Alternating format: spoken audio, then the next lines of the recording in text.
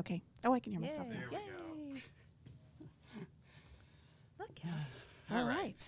How we're going? We're good. We are back on Tech Talk Thursday with the Brookfield Group. And we have a special, actually two special guests in the studio today. We have Calvin of Carmel and his mom, Taylor. Hello. Yay. Cal, look, say hi. So Oh, good job. you're probably wondering, why do we have a dog on the show today? So at the Brookfield Group, we're able to bring our pets in, and Calvin's here almost every day, and I call him my therapy dog because this dog is always happy, loves all the other dogs, unlike my doodle that hates every other dog. And he's just always around our office, always happy, makes us all happy, and oh, look at him. He's so sweet. Sometimes we call him the mayor of the Brookfield Group. So he is 2 years old now? He is just over 2 years old. His birthday's in November. Oh, November. You're getting to be an old man, Cal. So we were talking about just technology and social media and how to promote yourself, your personal brand. And I can't think of anyone better to do that than Calvin. So when he was a puppy, you started an Instagram page for him. Yep, his very first day home, he started his Instagram account.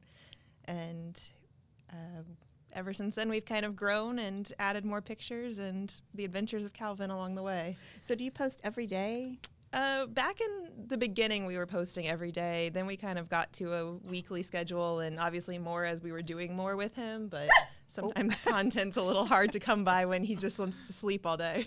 Just give me that microphone. Let me tell him how it really Yeah. is. He's very popular. He is very popular. How many followers is he up to now? He's just over 700 followers right now on Instagram. I would like to have 700 followers on my Instagram. Maybe I need to have that kind of haircut or something like that. I don't know. And then he also has a TikTok channel, right? He does. He has a TikTok. Makes some appearances with his friends on TikTok. Do you have his TikTok channel, Chris? There he goes. Oh, there he goes. He's He's doing some parkour. Oh, look at that. He is hilarious. So what kind of feedback do you get from people when you post, or how did you get that many followers for him? So we started off with his account following like local dog parks and restaurants and other things around Carmel, just looking for some like accounts to his to kind of exchange followers to get started.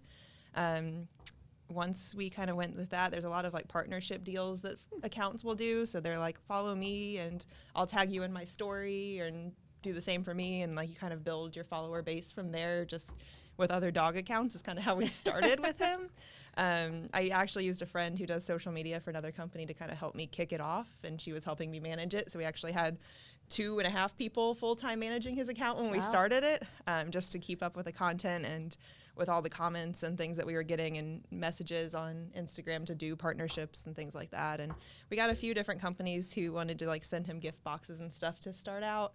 A lot of places want you to buy things and then promote it and then give the code. So we never really got into much of that. You can't buy Calvin. Yeah. So we went for the free things, and we would promote them back. And some of the bone places like sponsored him and sent him little boxes. So we started it kind of there. And then anything that he does that's kind of funny and entertaining, we just posted along the way. And that's kind of how we got to our next big break, which was Mike's Hard Lemonade found us about a week ago. They messaged us of a picture that we had last July on his account. And it was just a funny one that he was sitting in the pool and somebody threw up a Mike's Hard Lemonade next to him, and we took a picture. And so they wanted to repost it, so they actually posted it to their page. So since then, we've gotten quite a jump in followers. Like, we're getting a few new ones every day here and hilarious. there. So yeah, we've had a little bit of an uptick in his popularity in the last week or so. Wow. So did you, in the original post, did you tag Mike's Hard We Lemonade? did. Yeah, Okay. we tagged him in the comments and in the photo, I believe, just to get some recognition. But yeah, it took them quite a while to pick it up. Well, I'm sure they get tagged with Yeah, a lot a of little stuff. busy. But, so they're just going to repost it on their page. They then, did right? a dog post that he's a part of. Oh, wow. Let's see where it is. I think it's no, it's more recent than that one. I think it was like just last week. So we're looking for that. I don't Those know. are all Somewhere in there, there's a dog post. Those are all great social media best practices about getting in groups and tagging people and refollowing and all of that. And that's how you build up your audience in that. And so recently we've used him in a couple of, we do a lot of videography here at the Brookfield Group, and one of our clients is Sonax. You probably see me on the Sonax videos. Just because I know their products very well. And so we needed, we have an air freshener product, and we were able to get Calvin to do that video. So now he is out there on YouTube as well. And then we have this. Check that out. Look at this. Lovely piece of artwork. Did that at puppy school for Mardi Gras, right? Yeah. So now he can add artists to his He is. growing He's an list. artist. Like, who knew, right? I don't know what he's looking at. Just He's looking for hilarious. anything. Turn around so they can see your pretty face. Oh, you can't lick the microphone. Come here. So we do manage a lot of people's social media accounts here as part of our marketing team. So we manage all of the Sonax groups and some of our other clients that we're not allowed to say who they are. But getting back around to podcasts, and we do those here. Obviously, we do our own, but we also do live streaming here. And normally, like I said, we talk about trending tech topics on this podcast. But I thought today we'd kind of look inward and just talk a little bit about what we do here at the Brookfield Group. So podcasts in particular are super popular. I am not a podcast listener, I have to say. Do you listen? I listen here and there. Yeah. I have What a are, few what I are some of the follow. ones that you listen to? A lot of true crime podcasts true is kind of crime, what I okay. follow. It's really good for road trips. Kind of just put it on and go. And Chris, you listen to quite a few, right? Oh, yeah. So what are some of the ones you listen to? Let's see. I'm listening to a pre-scripted show right now called World's Greatest Con, all about con artists. And when you say prescriptive, what does that mean? So there's different types. So there's sort of conversational podcasts, which are kind of like what we do at the Brookfield Group with a lot of ours.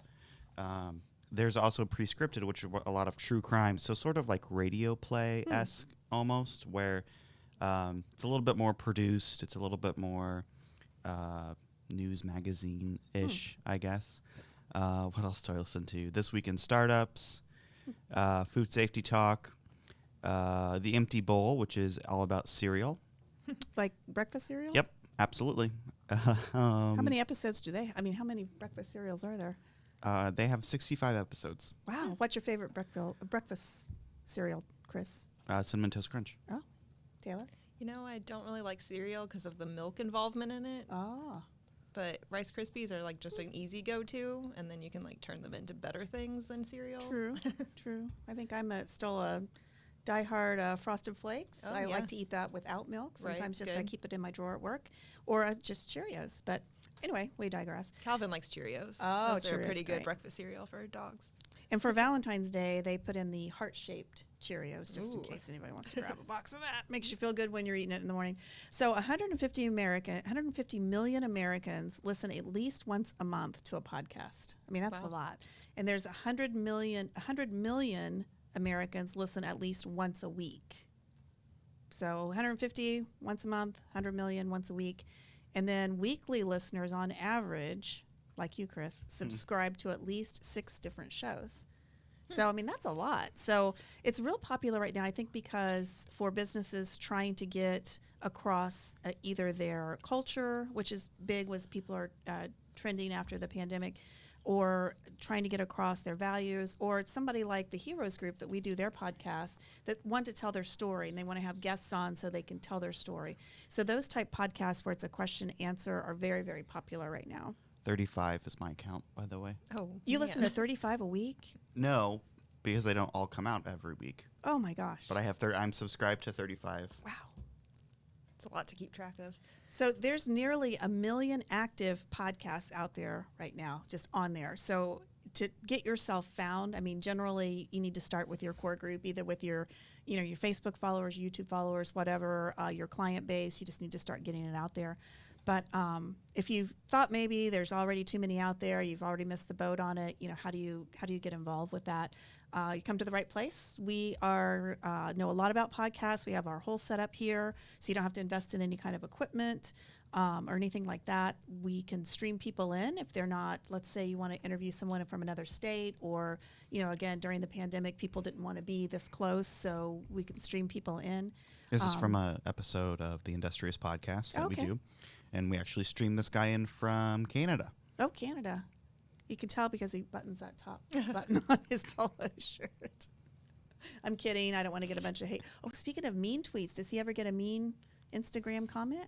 No, I don't think we've ever gotten one. Well, that's a good thing. I'd have to go beat him up. He had a pretty good one back in the height of the pandemic when the toilet paper shortage was going on. We posted a big tower of toilet paper with him sitting in the middle of it and saying, like, thank goodness my mom's always been a hoarder. And I really thought somebody was going to come and, like, bang on our door, like, to try to take that toilet paper from us. I was like, ooh, this is a risky one. Like, people are dying for toilet paper. We're going to get kind of hated on for that. But no, that was the probably riskiest thing we've posted was the toilet paper controversy of 2020. We were just talking about that last weekend, my husband and I, about some of the weird things that were shortaged of. Toilet paper was top of the list, and I mean, what a weird thing that everybody just went and just binge bought on. Yeah, I've just always been historically a hoarder, so we kind of lucked out in that. You're a planner. You're not a hoarder. You're a planner. Yes. Tell that to my husband. So anyway, if you've been thinking about doing a podcast, we can definitely help you with, there's a lot that goes into them than just getting up here willy-nilly. So there's a lot of planning, production, what platform you want to go on, what kind of content you want to have, the cadence of your podcasts, how you promote it, how you cross-promote it, as well as how you want to measure it. Are you really getting out there? And we can consult with you on that if you're thinking about doing it. Just give us a call. I'd be happy to do it, either myself or Chris here at the Brookfield Group. We also do some live streaming events. And again, during the pandemic, we did quite a bit, including the Catherine Peachy Fund. This is part of the Heroes organization, and they focus on research for breast cancer. And so we were on site at Peace Water Winery in downtown Carmel, but we streamed people in from different locations. This guy, I can't remember his name, but he is fantastic. He's just a singer, entertainer guy. He's like awesome. Do you remember his name, Chris? Gosh, I follow him on Facebook. Something, No, I don't think it's John. Oh, gosh, sorry. We'll put it in the notes after this because I'm sure he would appreciate you people following him too. So anyway, we'll just wrap up for today. I appreciate Taylor and Calvin, of course. It's one of my favorites here.